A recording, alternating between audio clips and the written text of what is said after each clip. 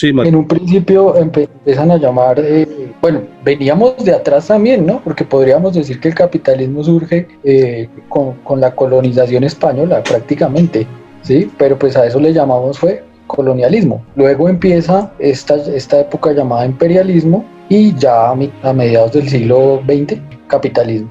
sí, es que de hecho, Mario, también digamos que con el imperialismo se fortalecen los nacionalismos, que es precisamente lo que usted está ahora, mencionando, ¿no?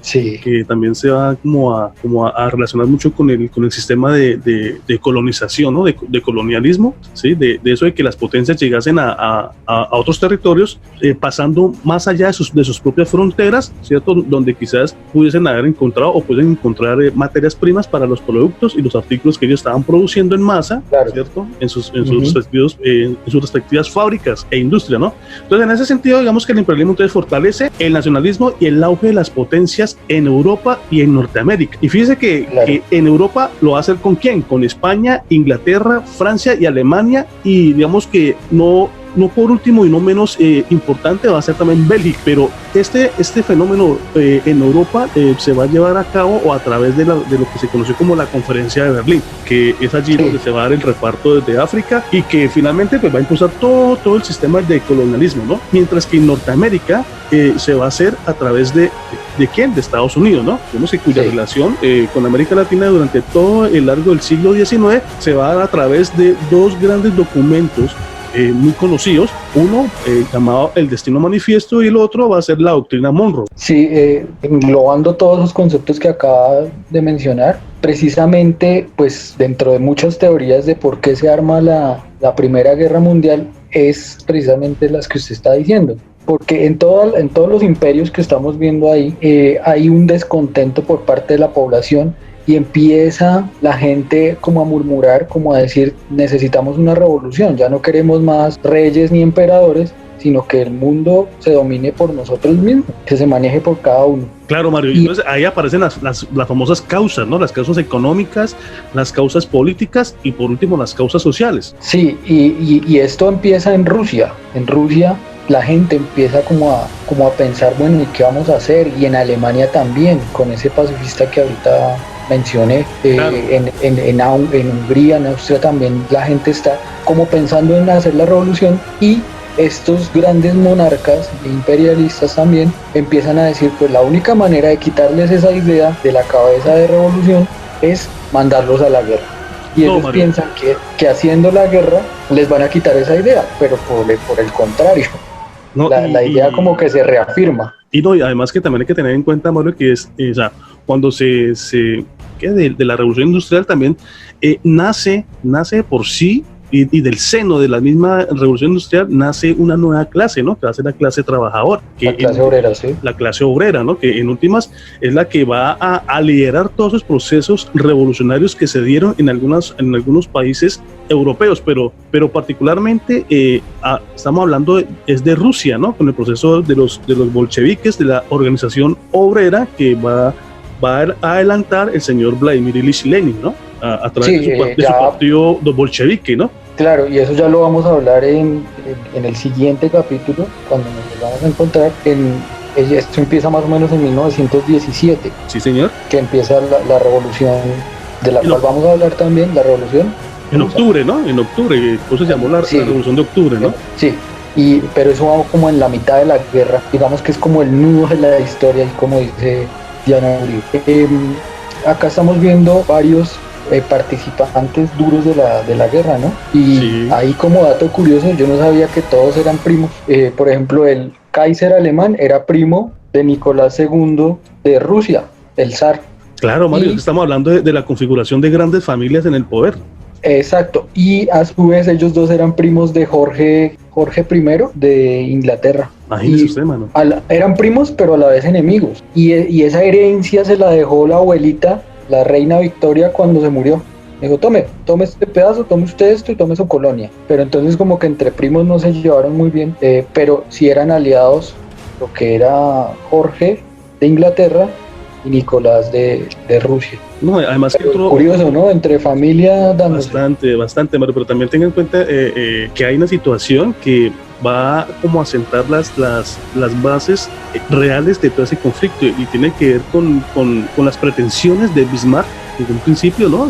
Como política alemana de expandirse por otros territorios, ¿no? Sí, y eso, claro. eso llevó a que se realizara o se configurara tres tipos de alianzas, ¿no? Que finalmente pues, van a terminar en las dos únicas y grandes alianzas que se van a conformar durante el desarrollo de la Primera Guerra Mundial, que va a ser pues la alianza, la Triple Alianza y la Triple... ¿sí? Triple Entente y Triple Alianza.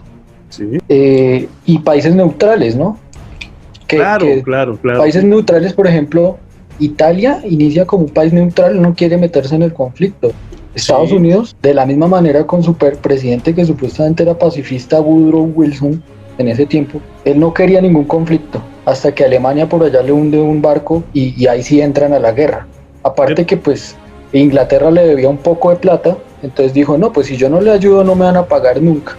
Otro país que sufrió demasiado fue Bélgica, porque Bélgica estaba entre los dos imperios, era un país neutral, pero Alemania lo ataca. De España realmente sé muy poco qué ocurre en ese momento, pero me parece que también es un país neutral, y de eso también vamos a hablar porque es un tema coyuntural en ese momento, y es de las pestes. Y gracias a esa guerra, a la Primera Guerra Mundial, se da una peste que es la gripa española, más o menos también por el 17, 18. Y vamos a ver imágenes donde todo el mundo anda también con tapabocas, y los prisioneros de guerra enfermos y todo. O sea, España no entra muy claro a esa guerra, es por ese problema con la gripe, que le llaman la gripe española, ¿no?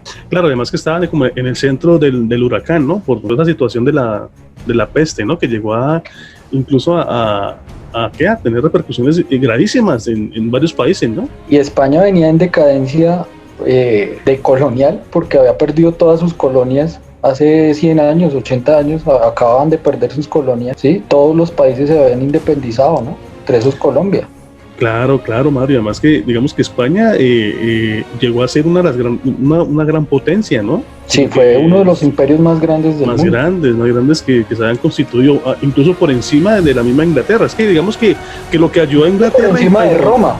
No, es que yo pienso que lo que favoreció a que Inglaterra se impusiera fue debido a ese proceso, al de la revolución industrial. Eso fue lo que determinó en últimas, Mario, que Inglaterra se impusiera por encima de otras potencias.